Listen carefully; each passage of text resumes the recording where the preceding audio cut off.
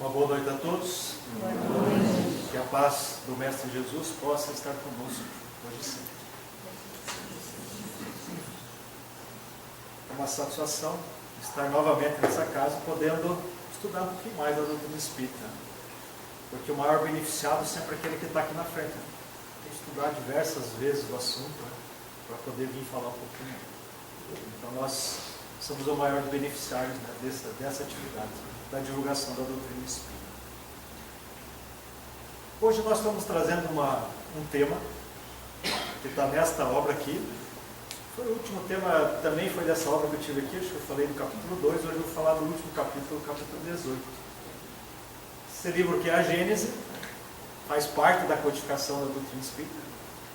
É o último livro publicado, foi publicado em 1868. Não que Kardec concluiu a obra em 68, porque na introdução ele já disse que essa obra estava de pronto há muito. Mas os espíritos da época não tinham condições de entender o que aqui estava, e ele segurou isso e publicou então um pouquinho mais de um ano antes do desencarne. O capítulo 18 vem falar de um tema que é muito atual, a qual nós estamos vivendo. Kardec intitulou esse capítulo 18, São Chegados os Tempos. Nós, quando começamos a observar esse tema abordado por Kardec, a gente começa a entender, que muitas coisas estão colocadas na doutrina espírita, na codificação, mas nós achamos que às vezes não está lá. Nós conhecemos muito bem essa temática que Kardec abordou lá na Gênese, mas com outro nome. Hoje nós usamos o nome mais moderno, que é transição planetária. E às vezes com isso a gente esquece que na verdade a codificação também trata dessas questões. E nós vamos ver que de uma forma muito ampla, e numa visão bem criteriosa com relação a esse assunto, para que possamos entender exatamente que tempos são esses. Mas já no primeiro item desse capítulo, Kardec nos coloca: são chegados os tempos, dizem-nos de todas as partes, marcado por Deus, em que grandes acontecimentos se vão dar para a regeneração da humanidade. E aí a gente vê inúmeras passagens do próprio Evangelho anunciando essas questões. Hoje, a espiritualidade, de uma forma geral, trazendo inúmeras obras, inclusive Manuel Filomeno de Miranda, através da tríade, dos 3 livros que tratam desse assunto, que é o Transição Planetária, o primeiro livro, Amanhecer de uma Nova Era, o segundo, e Perturbações Espirituais, o terceiro, que vai tratar exatamente dessas questões do momento que nós estamos vivendo. Nós, a humanidade terrena, estamos vivendo. Mas em que sentido se deve entender essas palavras proféticas? São chegados os tempos. Aí quando a gente começa a fazer uma análise de como que nós vemos essa questão, aí nós vamos ver que nós acionamos muitas questões do nosso margem. Nós enxergamos as questões como sendo derrogação das leis divinas, que vai vir catástrofes, que vai acontecer coisas, neste momento que nós vivemos. Mas é isso que a doutrina espírita nos fala? É nesse sentido que precisamos entender? É claro que não. E aí vamos ver que Kardec está abordando isso de uma forma bem tranquila, que a gente pode entender plenamente. Às vezes dizem que a Gênesis é um livro difícil de ler, mas talvez é porque a gente não lê. E isso eu não estou falando por mim, mas existem inúmeras pesquisas, e uma pesquisa que houve recentemente, a obra menos lida da doutrina espírita é a Gênesis.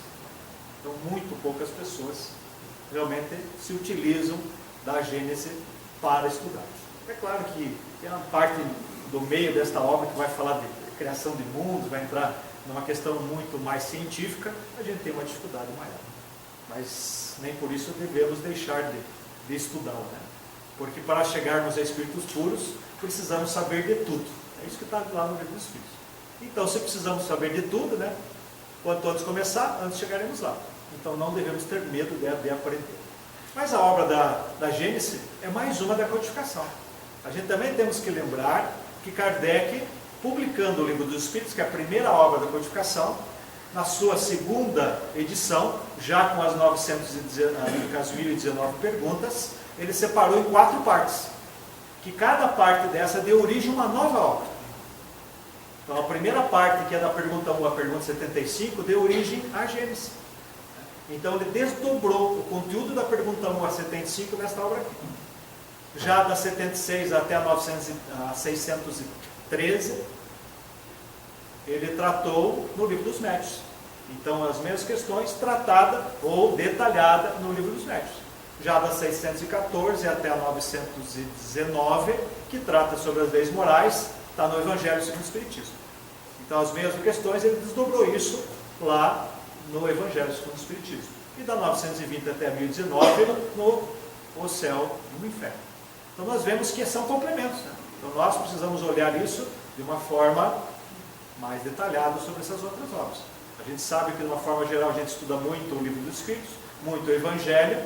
Para quem está na área da mediunidade, às vezes o Livro dos Médiuns, né? Também não é uma regra.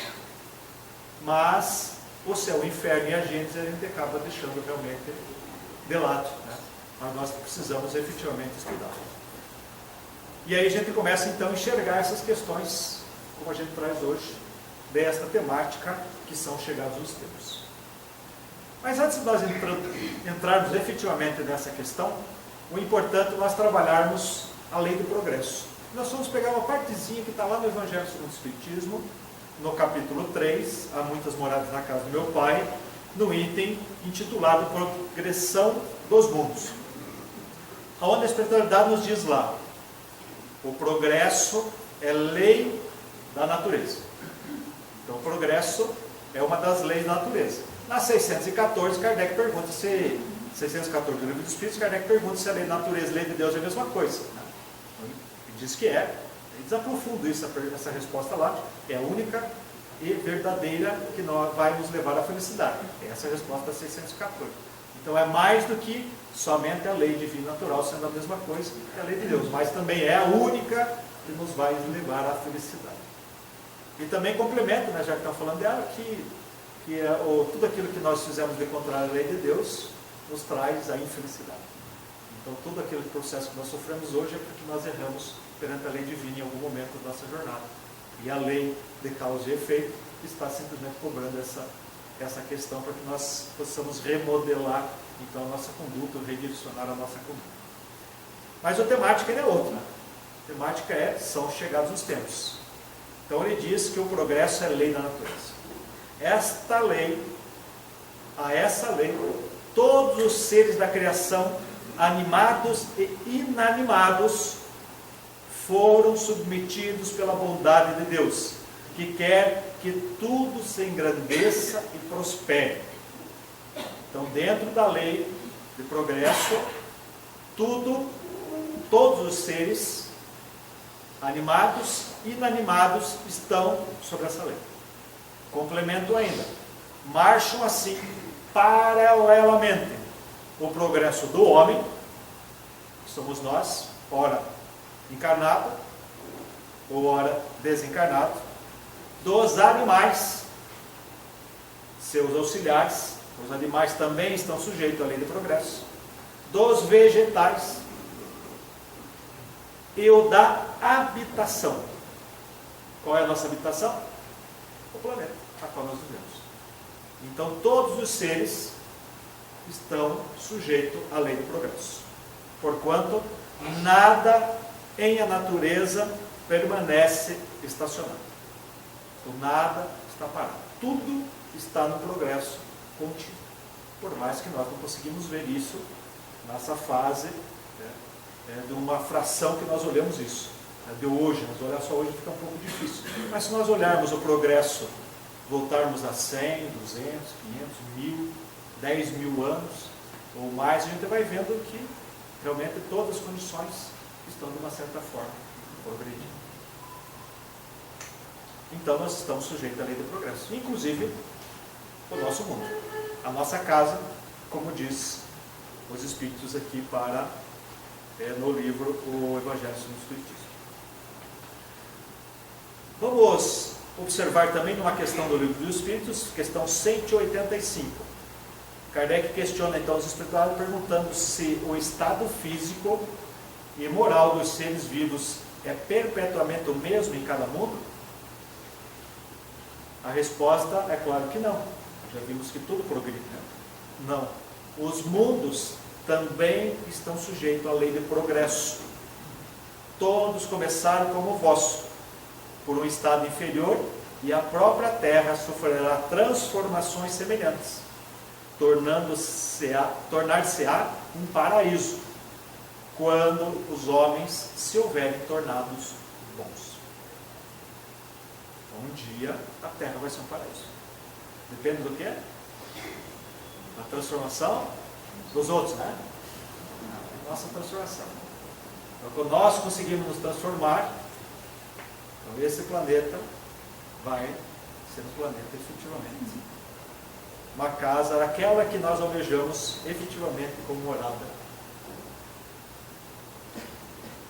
Mas nós vemos aqui que, então, mais uma vez, o espiritual vai dizer que o mundo também progride. Não é só nós, espíritos encarnados ou desencarnados, que estamos sujeitos à lei de progresso. Mas o mundo também está. E nós estamos falando, então, são chegados os tempos. Na verdade, está falando do momento em que nós vivemos, a qual o nosso planeta está num processo de transformação. Mas antes disso, nós encontramos uma outra fala,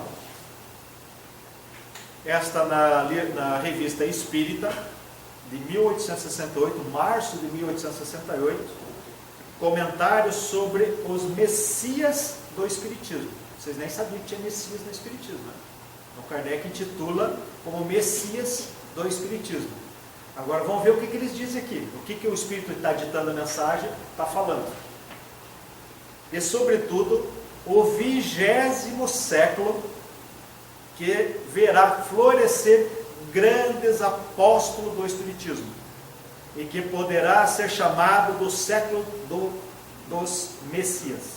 Então, a antiga geração terá desaparecido e a nova estará em plena força, livre de suas convulsões, formada de elementos novos ou regeneradores. A humanidade entrará definitivamente e pacificamente na fase do progresso moral, que deve elevar a Terra na hierarquia dos mundos. Então nós vamos ver que na fala desse Espírito, já no começo, ele está dizendo que o século XX, o 20º século, verá florescer grandes apóstolos do Espiritismo. Vocês já pararam para pensar o que aconteceu no século XX para nós, da doutrina espírita?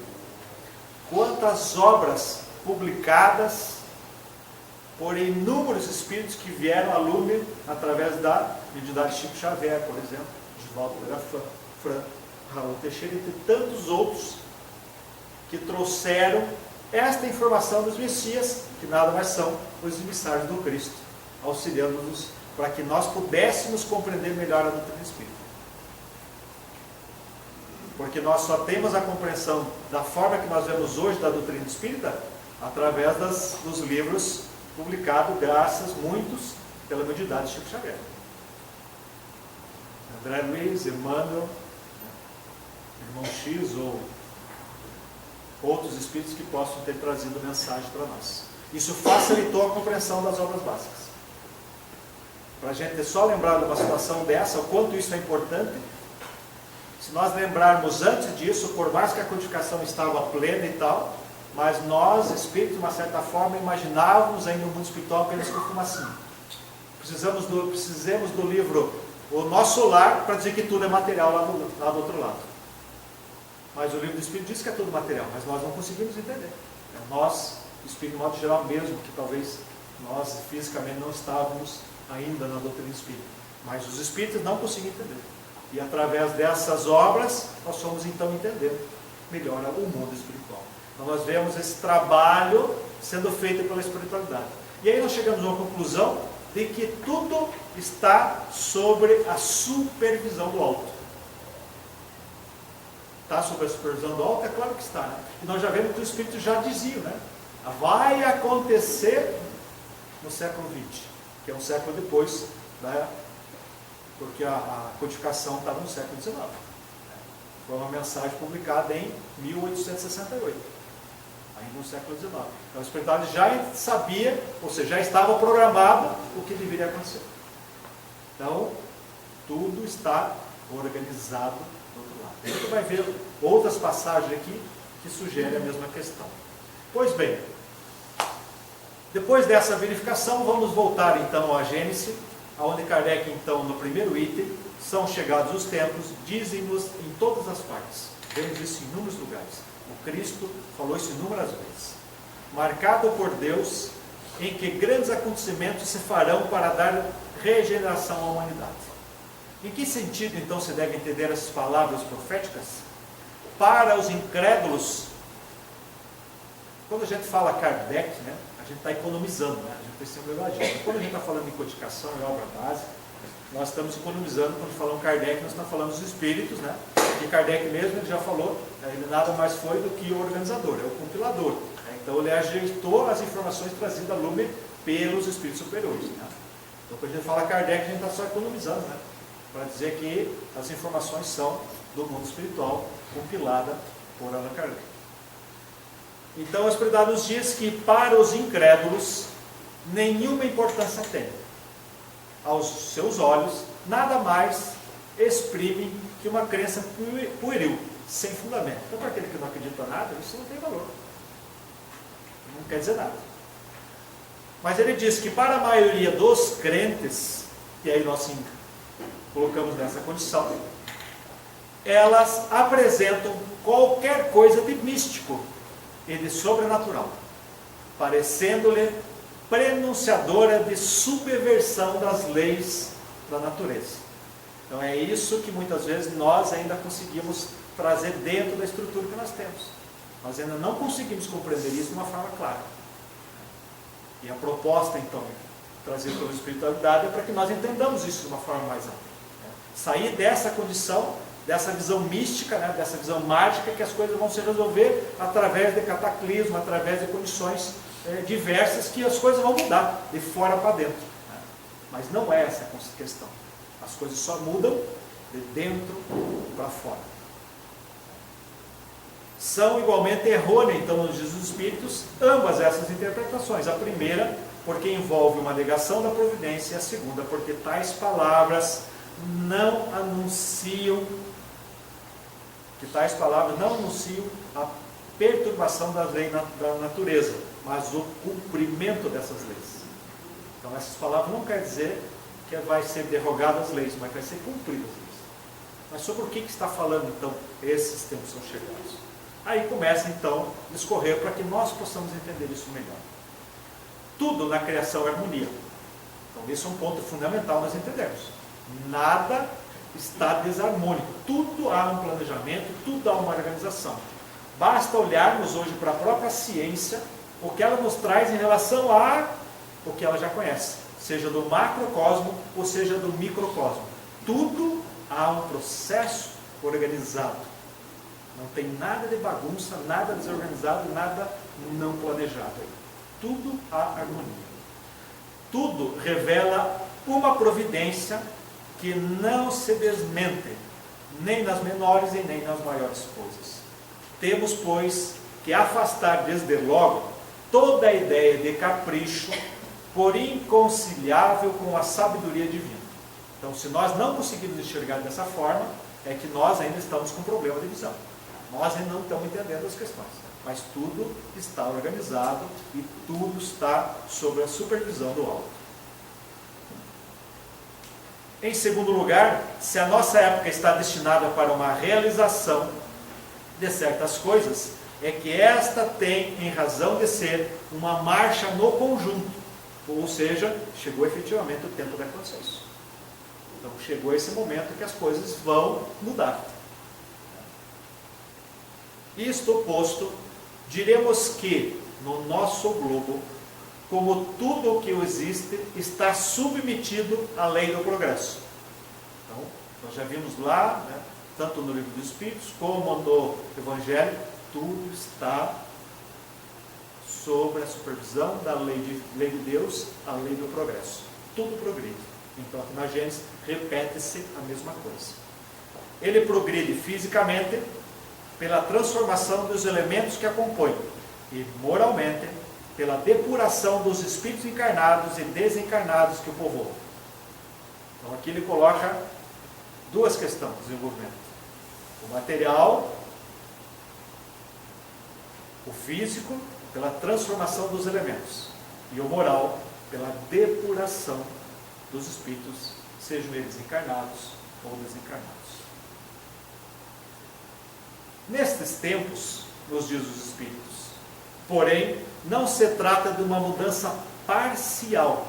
Quando a gente vai estudar a história do nosso planeta, nós vamos ver que muitas vezes houve mudanças de um certo povo, né?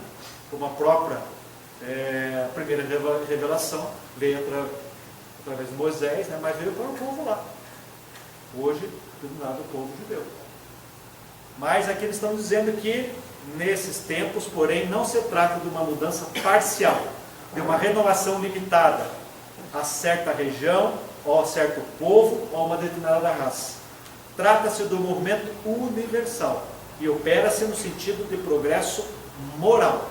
Então é uma mudança no conjunto e o progresso é moral. Aqui já começamos então a observar que aquela visão mágica que temos de destruição ou derrogação das leis da natureza, das leis de Deus, não é bem isso, porque está falando da questão moral, e a questão moral está no nosso íntimo, não está fora de nós, está dentro de nós. Mas uma mudança tão radical como se está elaborando, não pode realizar-se sem comoções.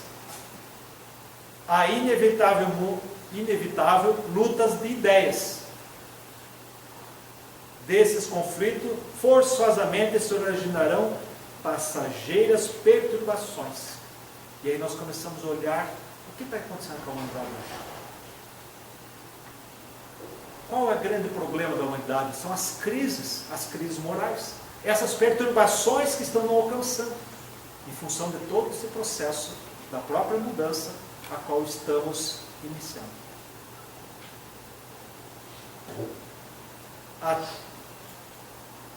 Até que o terreno se ache aplanado e restabelecido o equilíbrio, vai ocorrer essas perturbações. É, pois, a luta das ideias que surgirão os graves acontecimentos preditos, e não de cataclismas ou catástrofes puramente materiais. Os cataclismas gerais foram consequência do estado de formação da Terra. Hoje, não são mais as entranhas do planeta que se agitam, mas são as entranhas da humanidade. Quando a gente observa tudo que está acontecendo ao nosso derredor, nós vamos ver essas crises, essas perturbações. E aí nós começamos a entender um pouquinho de tudo que está ao nosso derredor.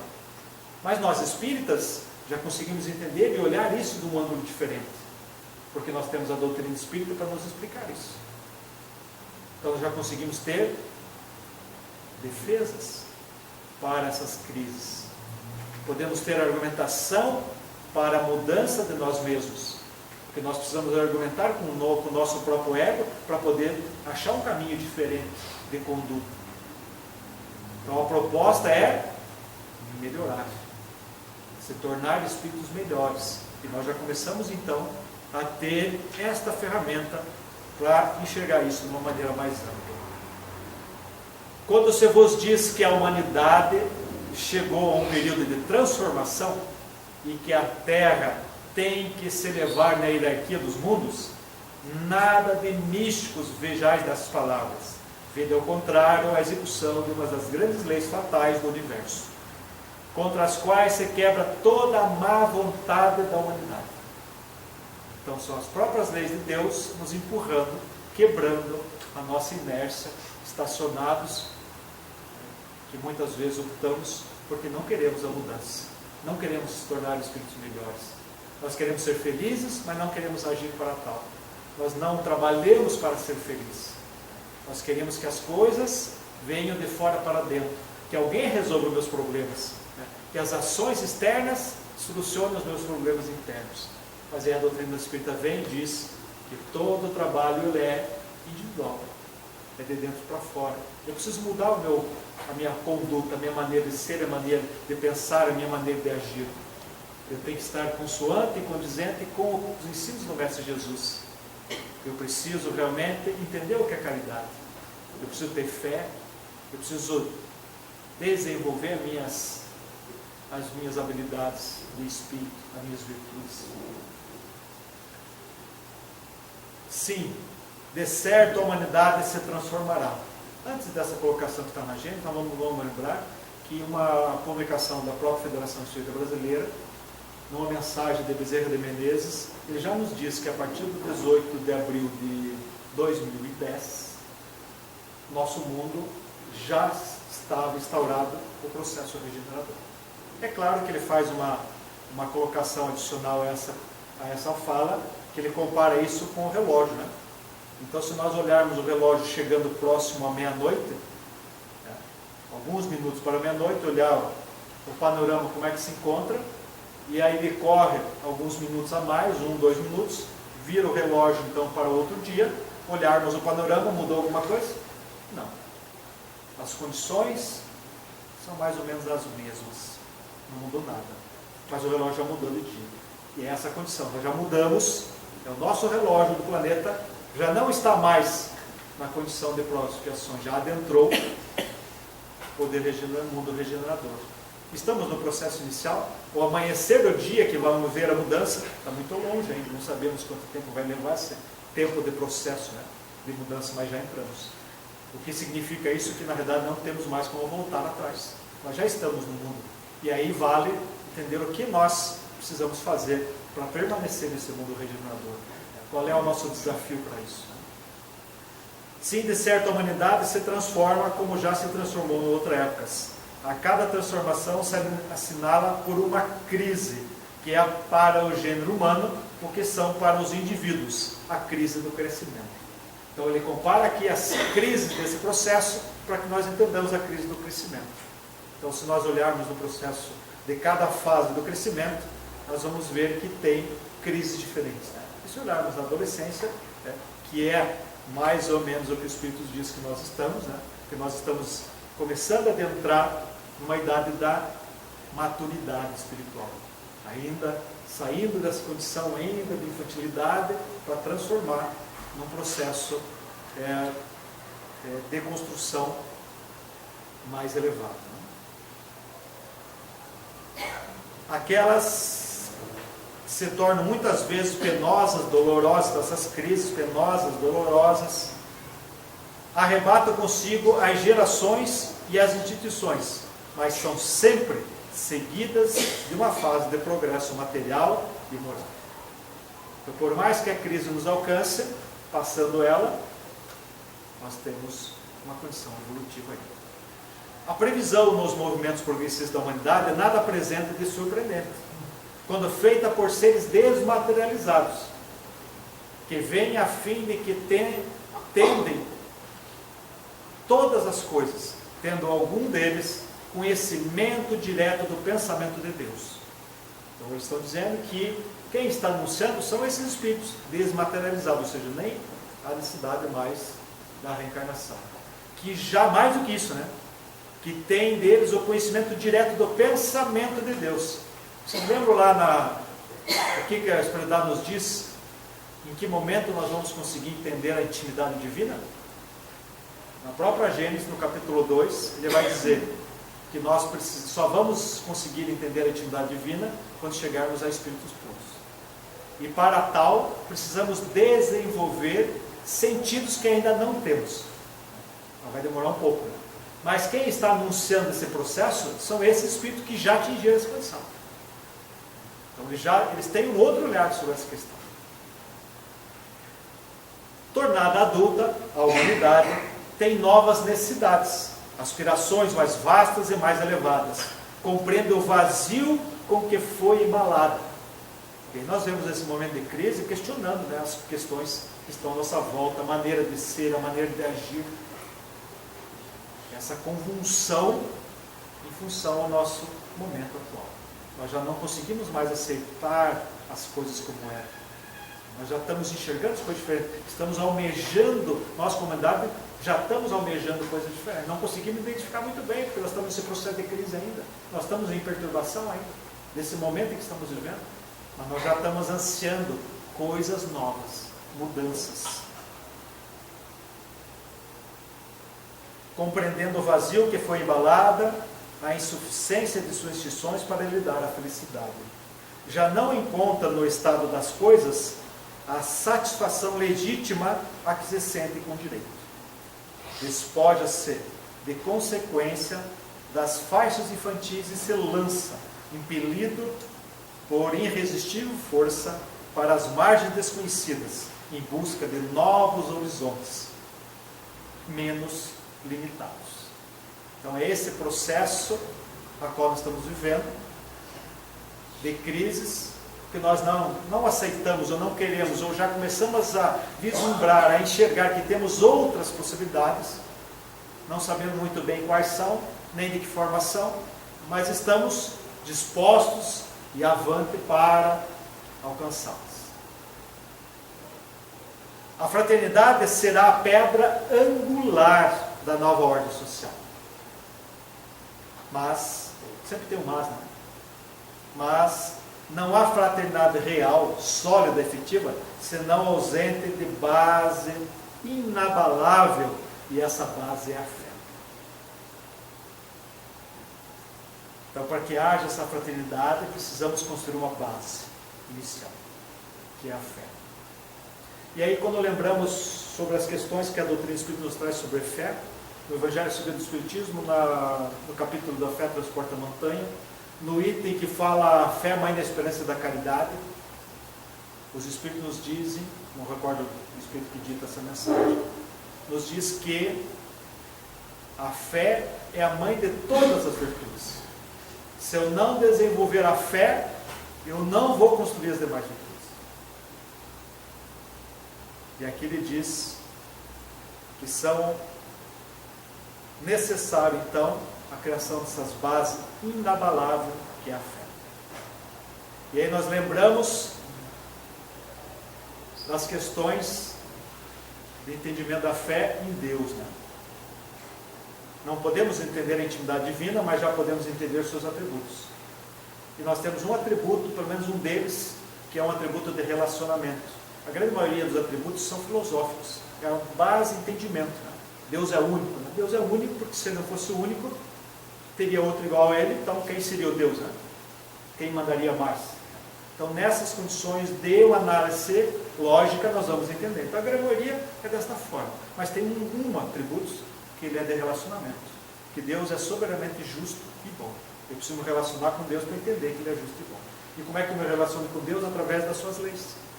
As leis de Deus, que é essa questão de relacionamento. Eu preciso então desenvolver a habilidade da fé para conseguir entender isso. Mas quando eu vou estudar a questão da fé, eu vou ver lá que a origem desta palavra no português, ela pode ter vindo do latim, fits, do grego, pits, e do hebraico, emuná. As três vertentes, a fé pode significar tanto fé, como pode significar, fugiu a palavra agora? Significa, agora deu branco, mas eu já vou lembrar, eu volto no assunto. Mas nós precisamos então desenvolver esta fé em nós.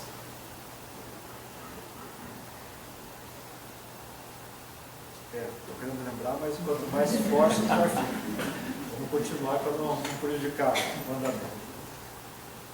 Então essa é uma condição básica que nós vamos ver dessa estrutura para que nós possamos então desenvolver as nossas habilidades. Nós precisamos criar essa base e essa pedra angular está na fé. É a primeira base. E Kardec também vem dizer isso sobre Deus. No próprio Gênesis, que Deus também é essa base inicial, porque Ele é a causa primária, a inteligência suprema, então Ele é a base de tudo. Então se nós não entendemos Deus, nós também não vamos entender o resto. E aí a gente começa a construir então essa figura, que na verdade é todo se entrelaçado dessas questões que a doutrina nos traz. Que essa é a condição que nós podemos efetivamente melhorarmos. E nós precisamos trabalhar isso. Eu preciso trabalhar Deus em nós, né? Eu preciso tirar aquela ideia do Deus antropomórfico, né? Que é o Deus humanizado, Deus cheio de paixões humanas, né? Para trazer o Deus cósmico, que é muito além daquilo que nós ainda conseguimos ter essa interpretação nos nossos atos e ações e pensamentos diários. Filosoficamente a gente pode entender isso, mas nós não conseguimos agir no dia a dia desta forma. Então nós precisamos traduzir este conceito por nossos atos. Entender Deus de uma forma mais ampla, porque nós já temos essa capacidade de entender isso. Então nós precisamos trabalhar isso, trabalhar no nosso íntimo. Mas diz mais, mas a fé, né, ele vem dizendo que não é em dogmas particulares que mudam com o tempo e o povo, né? Mas ele vem dizer das questões fundamentais, dos princípios fundamentais, que toda a gente pode aceitar e aceitará. Então ele vai, todos vão aceitar. Quais são elas? Aí ele volta a dizer, Deus como primeiro. Alma. O que é alma? Kardec lá na introdução do livro do Espírito vai nos dizer que é a alma, né? A alma é o Espírito encarnado. Então, trazendo esse relacionamento que somos espíritos, ora estamos encarnados, e a hora que desencarnamos voltamos ao mundo espiritual, onde é a verdadeira pátria. Também vamos, dentro desses conceitos fundamentais, o progresso individual e indefinitivo, que nós progredimos individualmente. Nada externo vai resolver nosso problema. Nós precisamos desenvolver as nossas habilidades individualmente. Eu preciso crescer individualmente. A evolução é individual. Eu me utilizo, né, do relacionamento de todos, o conceito do modo geral, mas o progresso ainda é no meu íntimo.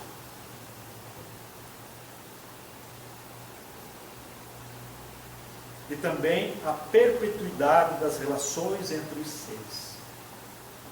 Então essas são as condições básicas que os Espíritos nos colocam aqui na Gênesis, como que toda a humanidade vai aceitar isso como sendo a regra fundamental do entendimento. Quando todos os homens então estiverem convencidos de que Deus é o mesmo para todos, de que esse Deus soberanamente justo e bom, nada de injusto pode querer que não dele, porém, os homens que são as condições do mal, né? Não é Deus, mas somos nós. Os nossos atos equivocados é que causam o mal. Nossas ações não condizentes à lei de Deus, que fazem as questões equivocadas e que chamamos de mal.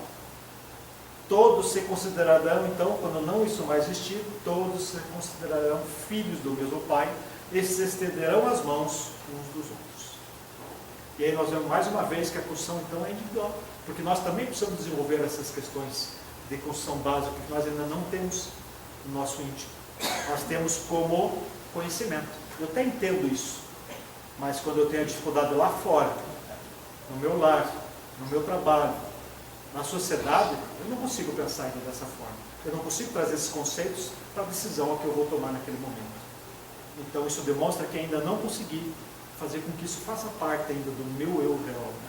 Então eu preciso também construir essas habilidades, para que realmente eu possa tomar todas as minhas decisões inerentes com esses conceitos, que eu não fuja dessas condições, para que as minhas ações sejam mais assertivas perante a lei de Deus. E aí eu já começo a colher inúmeros frutos, né? Porque se meu sofrimento é a causa do não cumprimento da lei, se eu cumpro mais a lei, mais feliz eu vou ser, eu vou ter menos coisas para expiar, porque a expiação nada mais é do que eu resgatar o equívoco que cometi perante a lei de Deus. Que claro, que eu cometo para o meu próximo, mas eu estou infringindo a lei de Deus no primeiro momento, porque a lei de Deus é do amor, né? É de fazer o bem. A caridade, né? É benevolência, é o ser bom, é ser indulgente, perdoar, é aceitar o próximo e de perdão, né? Perdoar as ofensas. Né? Então somente essa é a fé que o Espiritismo faculta e que doravante será o eixo em torno do qual girará o gênero humano, quaisquer que sejam os cultos, as crenças em particular. E aí nós vemos, né, que é uma questão muito lógica. Por que essas verdades, né, que a doutrina espírita nos traz hoje vai ser assimilada pela humanidade? Que fazem parte da lei de Deus. Tudo que faz, como Jesus disse, toda árvore que meu pai não plantou será arrancada. Mas as árvores que ele plantou ficarão. Então quais as verdades que vão ficar? As verdades divinas, ou seja, as leis de Deus. O progresso intelectual realizado até o presente, nas mais largas proporções, constitui um grande passo e marca uma primeira fase do avanço geral da humanidade. Mas ele é impotente para regenerar a humanidade. E olha que nós estamos aí num processo, né, desses últimos 30 anos, um boom tecnológico, né? Mas isso não trouxe uma condição que melhorasse o ser humano. A tecnologia em si, a intelectualidade que aprendemos, as condições que trouxemos, não proporcionou que a humanidade melhorasse. E nos diz aqui que o homem se servirá da sua inteligência e do seu conhecimento para satisfazer as suas paixões e os seus interesses pessoais.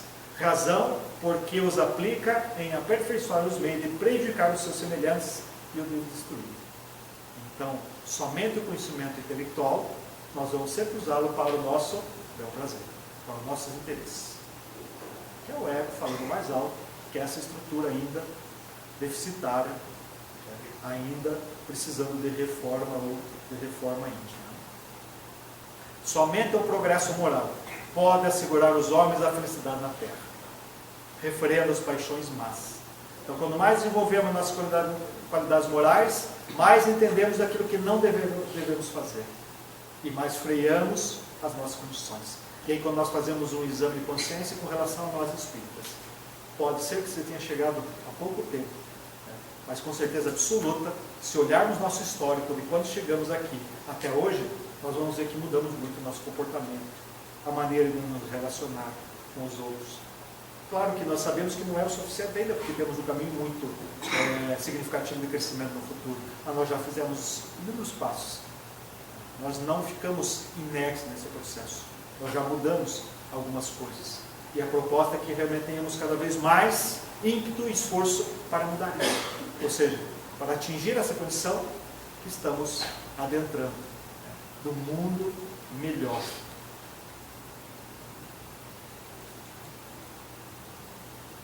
Somente o progresso moral,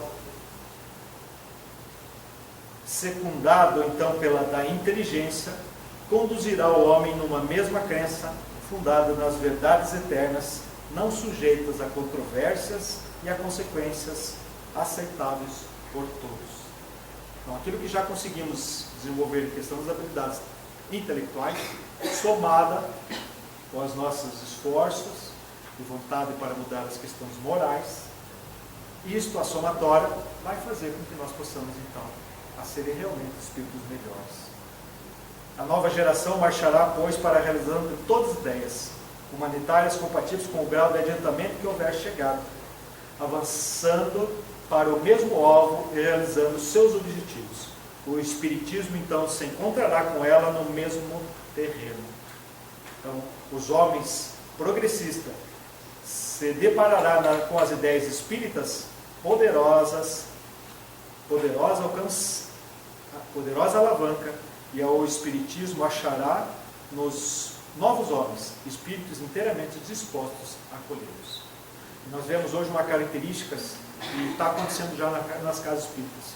Até alguns anos atrás, as pessoas, de uma forma geral, chegavam na casa espírita pela dor. Então, a dor era que conduzia as pessoas a procurar um conhecimento adicional. Hoje, a gente vê que existem mais pessoas chegando pelo interesse do que pela dor. Então, nós já vemos espíritos que já estão realmente se afinizando com as ideias da proposta da nova geração. Essas ideias reformuladas dentro de um mundo melhor. Para que a terra seja feliz, os homens preciso é que somente a povoem espíritos bons, encarnados e desencarnados, que somente o bem se dediquem. Havendo chegado o tempo, grande emigração se verificará dos que habitam, e dos que a praticam mal pelo mal, ainda não tocados pelo sentimento do bem, os quais, já não sendo dignos do planeta transformado, serão excluídos, porque senão lhe ocasionariam de novo perturbação e confusão, e constituiria obstáculo então ao progresso. Então nós estamos vendo aqui que aqueles espíritos que fazem o mal pelo mal, estes não terão mais vez neste mundo. Como diz a própria Gênesis, vai existir a imigração deles, ou seja, eles vão ser levados para outros mundos. E a própria Gênesis nos diz que esses mundos que são inferiores à Terra, na condição que se encontram, chegando lá, esses espíritos vão ser mais evoluídos do que a média que lá estão. Aqui eles deixam de ser um estorvo e passam a ser uma alavanca de progresso no outro mundo. E aí a gente vê mais uma vez a grandeza das leis de Deus, tirando uma perturbação do lado e transformando a mesma em alavanca de progresso. A época atual é de transformação. Confunde-se os elementos das duas gerações, colocado no ponto intermediário, assistindo a partida de uma e a chegada de outra. E nós vemos hoje, então, toda essa confusão, essas crises que existem. Mas nós nunca vimos tantas pessoas preocupadas com o bem ao próximo como nós estamos vendo hoje. Nunca teve tantas organizações trabalhando em benefício ao alheio. Então são pessoas que realmente têm uma outra condição. E nós não estamos falando aqui exatamente de espíritas, né? Não importa qual é a denominação religiosa que ela pratica no momento, mas ela já traz com ela uma outra visão da questão do mundo que está chegando.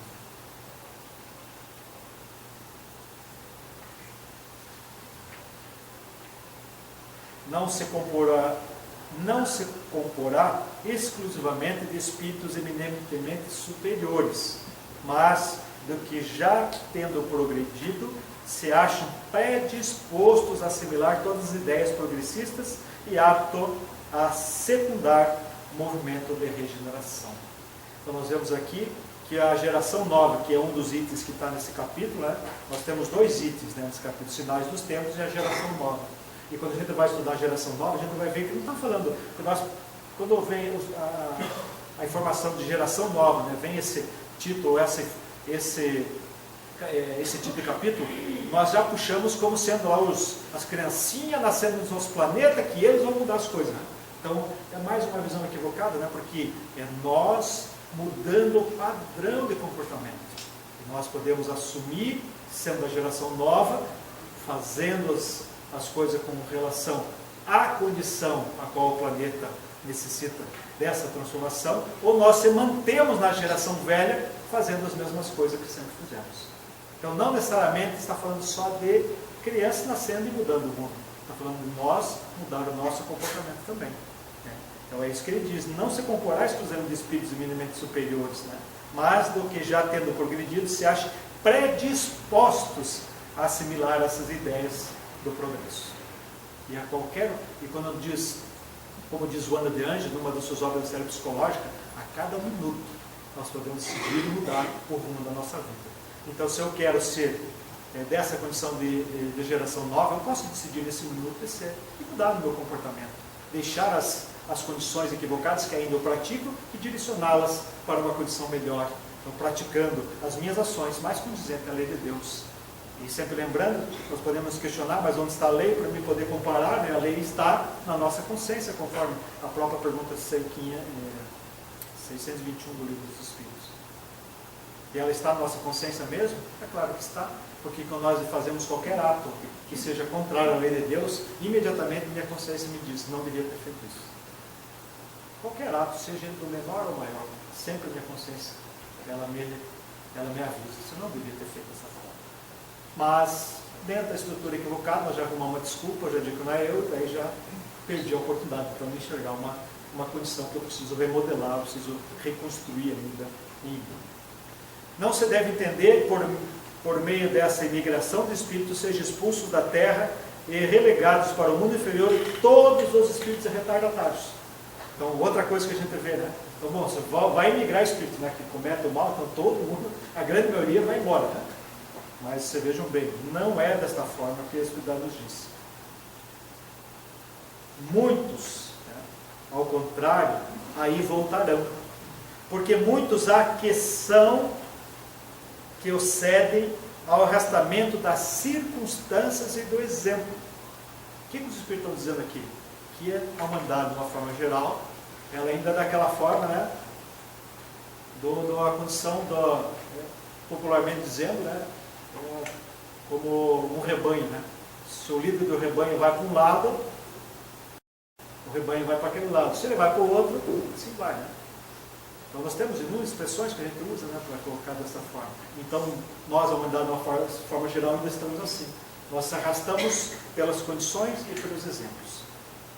Mas eles dizem que estão mudando o padrão, porque o que está acontecendo? Então muitos espíritos que fazem o mal pelo mal não vão ter mais condições de habitar o planeta Terra.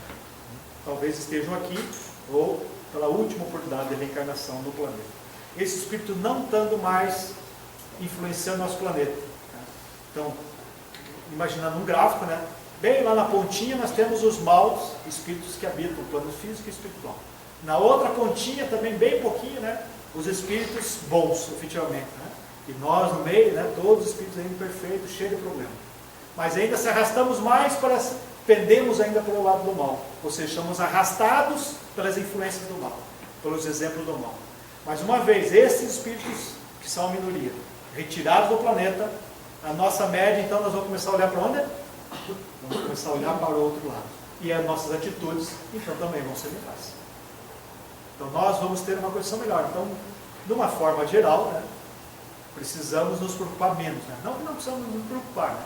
Porque se eu não mudar, né, se eu não estiver condizente com as ações equivalentes ao mundo da regeneração, talvez eu não tenha espaço para ficar.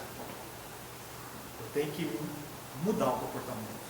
Eu tenho que sair dessa inércia, dessa condição de avaliar que tem uma nova encarnação, né? Eu sou espírita, né? Eu sei que tem encarnação, reencarnação, então vamos deixar para a próxima.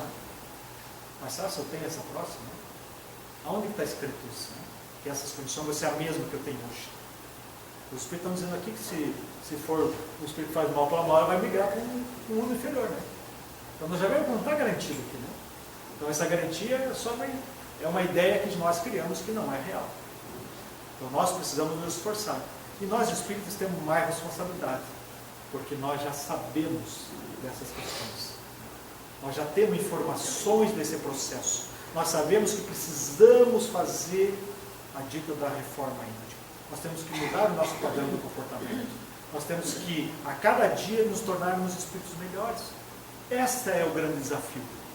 A espiritualidade superior não nos cobra perfeição, mas nos cobra esforço para dominar as nossas más tendências. Então nós precisamos, a cada dia, ser espíritos melhores. E isto vai nos garantir, então, a condição de podermos continuar nesse planeta.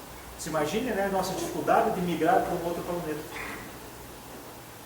E os nossos entes queridos ficando aqui, né? Aí vai ficar pesado o negócio. Né? Porque os que ficaram aqui vão auxiliar lá. Né? Para quem leu o livro Nosso Lar, vai lembrar que a mãe de André Luiz faz um programa, ela já habitava um plano bem superior ao Nosso Lar, e ela faz um programa para ir buscar o pai dele, né? Que ainda estava nas trevas. E reencarna junto com ele, para fazer com que, ver se ele consegue naquela próxima encarnação a evolução. Mas aquele que está lá não vai ter acesso no outro mundo. A regeneração da humanidade, portanto, não exige absolutamente a renovação integral dos espíritos. Basta uma modificação de suas disposições morais. Então, eu preciso estar disposto a fazer essa mudança. E essa pergunta, eu estou disposto? E essa pergunta não serve para aqui dentro da casa espírita, né? Porque aqui na casa espírita sempre nós estamos dispostos. Porque nós estamos envoltos a energias salutares, que nos auxiliam no desenvolvimento, que nos, de uma certa forma, nos libera até a nossa visão e nosso raciocínio de uma forma mais ampla. Nós conseguimos pensar essas questões de uma forma melhor. Mas o grande desafio não é aqui dentro, é lá fora. O que nós aprendemos aqui, nós temos que colocar em prática fora no dia a dia. Lá onde realmente nós precisamos provar se nós realmente estamos aprendendo, se nós estamos realmente mudando, se eu estou disposto a integrar esta condição de espírito melhor. Então isso nós precisamos, e nós temos uma forma de aprendizado, que é pela repetição. E eu preciso repetir isso inúmeras vezes, essas questões, para que eu possa efetivamente, quando a provação chegar aos meus pés, eu chegar na encruzilhada, eu poder definir qual o lado automático, mas sempre o lado do Cristo, que é o lado do amor, o lado da caridade, que é benevolência e indulgência e perdão, dá lado a favor das leis divinas e das leis naturais, que esta vai me dar uma condição melhor. Então eu preciso decidir para que lado eu quero. Isto não é impune, porque eu vou ter muitos percalços nesse processo. Se fosse muito simples e muito fácil, todos nós já estaríamos nessas condições. Nós precisamos renegar todos os nossos interesses pessoais. Nós temos que efetivamente olhar nós como espíritos, entender que nossa pátria real é o mundo espiritual, o mundo físico é o mundo transitório. As questões que aqui nos prendem não são reais. É claro que eu não estou falando de forma nenhuma que devemos renegar ou desleixar as nossas condições físicas, não é isso. Mas dar o devido valor para nós, espíritos, porque somos espíritos, estamos encarnados. E o que levaremos para a nossa vida futura é apenas aquilo que adquirimos como condição de progresso moral e intelectual. O resto, tudo vai ficar para trás. E se queremos então um mundo melhor, se queremos uma condição melhor, queremos sofrer menos, precisamos decidir e efetivamente trilhar esse caminho. Como eu sempre gosto de dizer, não há possibilidade nenhuma de nós esgotarmos os assuntos e nem temos capacidade para explanar todas as questões que o tema nos envolve. Mas fica aí a orientação, e para aqueles que puderem, leiam pelo menos esse capítulo da obra, que tem muito mais informações pertinentes a essas questões, que a gente possa entender isso e efetivamente gravar em nós, para que possa fazer parte do nosso dia a dia. Agradeço a atenção de todos, a casa pela oportunidade, que o Cristo Jesus possa nos amparar em todos os nossos momentos de progresso.